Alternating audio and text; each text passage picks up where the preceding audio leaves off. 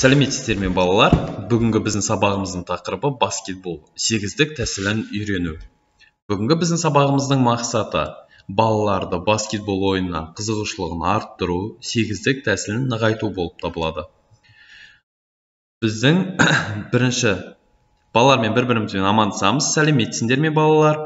Және бүгінгі сабағымызды бастамас бұрын денемізді қыздырып аламыз. Жай жүріспен жүреміз, қолымызға доптар аламыз.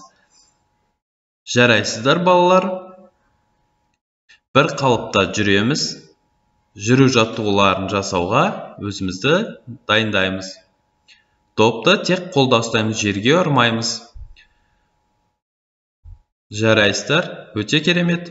Допты оң қолдан сол қолға денемізден айналдырамыз. Біздің оң қолдан сол қолға, сол қолдан оң қолға айналдырамыз. Жоғары көтереміз. Доп жоғарыда, аяқтың ұшымен жүреміз. Допты оң қолдан сол қолға қимылдатамыз. Біздің ұсақ қолымыздағы моторчиктер жұмыс жасау үшін. Жарайсыңдар, өте керемет. Қолымызды алдыға созамыз, аяқтың өкшесімен жүреміз. Ара қашықтық сақтаймыз. Бір-бірімізге допты тигізбейміз. Бір-бірімізге доп тиюден абайлаймыз. Жарайсыңдар, өте керемет. Допты денемізден тағы да айналдырамыз. Оң қолымыздан сол қолға, сол қолдан оң қолға. 1, 2, оң қолдан, 3, 4, сол қолдан айналдырамыз. Жарайсыңдар, өте керемет. Келесі жаттығу. Допты басымыздан айналдырамыз. Допты түсірмейміз. Сол қолдан оң қолға айналдырамыз. Бұл жаттығулардың бәрі біздің саусақтарымыздағы ұсақ моторчиктардың жұмыс жасауына, нығаюына күш береді. Жай жүгіріспен жүгіреміз. Жарайсыңдар, өте керемет. Жай жүріспен жүреміз. Қолымыз жоғары созамыз, дем алып, дем шығару жаттығуларын жасаймыз. 1, 2, 3 дем аламыз, 4 дем шығарамыз. Демді мұрынмен алып, аузымызбен шығарамыз. Жарайсыңдар, өте керемет. Тамаша. Шеңбер әдісімен жүреміз. Шеңбер арқылы шеңбер құрып тұрамыз. Жалпы дамытатын жаттығулар жасаймыз. Бастап қалып, аяқ бірге, қол кеуде тұсында. 1 басымызды алдыға еңкейтеміз, 2 артқа шалқайтамыз, 3 оң жаққа, 4 сол жаққа. Бастап қалып қатыр, жаттығуды баста. 1, 2, 3, 4. 1, 2, 3, 4. 1, 2, 3, 4. 1, 2, 3. Аяқтаймыз.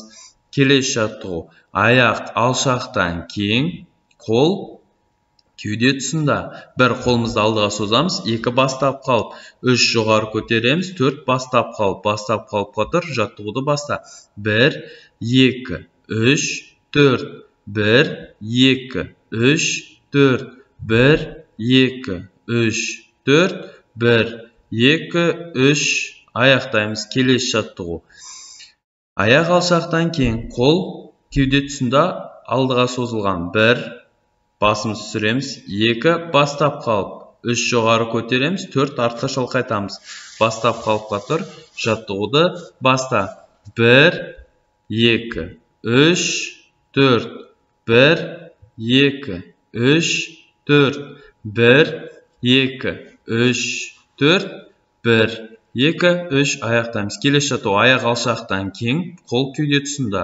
1 оң аяққа иілеміз, допты жерге бірлей тұрамыз. 2 бастап қалып, 3 сол жаққа, 4 бастап қалып қатыр, жаттығуды баста. 1, 2, 3, 4. 1, 2, 3, 4. 1, 2, 3, 4. 1, 2, 3. Аяқтаймыз. 1. Так, өте керемет. Жарайсыздар. Келесі жаттығу. Аяқ бірге, қол кеуде тұсында. 1 оң аяқпен адым жасаймыз, алдыға созамыз. 2 бастап қалып, 3 сол аяқпен, 4 бастап қалып қатыр, жаттығуды бастаймыз. 1, 2, 3, 4. 1, 2, 3, 4. 1, 2, 3, 4. 1, 2, 3 аяқтаймыз, жарайсыңдар. Өте керемет. Келесі жаттығу. Қол кеуде тұсында, аяқ бірге. 1, 2, 3 орнымызда секіреміз. 4 тізені жоғары кеудемізге тигізіп секіреміз. Қолымызды алдыға созамыз. Бастап қалыпқа тұр. Жаттығуды баста. 1, 2, 3, 4. 1, 2, 3, 4. 1, 2, 3, 4. 1, 2, 3, 4. 1, 2, 3 аяқтаймыз. Жарайсыңдар. Өте керемет. Оңға бұрыламыз. Bir қатармен жүреміз. Алаңның ортасынан 3 қатармен сапқа тұрамыз. Жарайсыңдар. Өте керемет. Келесі біздің сегіздік тәсілі жаттығуымызды бастау үшін бізде ортамызда қанат доп болады. Оң жақтағы және сол жақ қанаттағы балалар допты орнына қоямыз. Келесі сегіздік жаттығуын жасауға кірісеміз. Яғни сендердің алдыларына қойылған кедергілерден допты командаласымызға пас беру арқылы бір-біріміздің артымыздан айналып өтеміз. Пас бергеннен кейін міндетті түрде артымыздан айналып өтеміз. Бұл жерде пасты бергеннен кейін міндетті түрде пас берген баланың артынан айналып өтеміз. Егер алдынан өткен жағдайда біз допты дұрыс бермеуіміз және де бір-бірімізге соғылып қалуымыз мүмкін. Сондықтан да пасты алдыға қарай командаласымызға береміз және де кедергілерден айналып өтеміз. Сапқа тұрамыз. Дайындаламыз. Баста. Допты пас береміз және пас берген баланың артынан айналып өтеміз. Сол арқылы біз сегіздік тәсілін жасаймыз.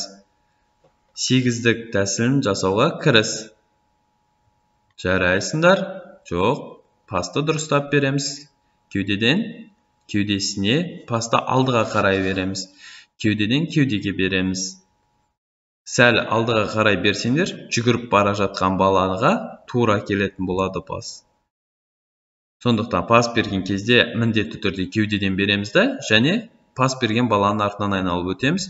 Тек қана баланың артынан айналмаймыз, кедергілердің артынан да айналамыз. Пас берілгеннен кейін кедергіні айналып, келесі баладан пасты қабылдап аламыз. Осылайша барлық кедергілерден айналып өтеміз. Кедергілерді айналып, қазір жай жасаймыз, кейін міндетті түрде жылдамдыққа жасайтын боламыз. Себебі сегіздік тәсілі тез жасалатын, тез айналып өтуге арналған баскетболдағы міндетті бір тактика болып табылады. Жарайсыңдар. Өте керемет. Кедергілерден айналып өтіп, пасты қабылдап аламыз. Өте керемет. Жарайсыңдар. Өте тамаша. Жақсы. Жарайсыңдар. Сегіздік тәсілін түсіндік деп ойлаймын. Сегіздік тәсілі өздеріңізге қалай ұнады ма? Ұнаса, бас бармақтарыңызды көтеріп кетіңіздер. Өте керемет. Жарайсыңдар. Назарларыңызға рахмет. Бүгінгі біздің бейне сабағымыз аяқталды. Жақсы, сау болыңыздар.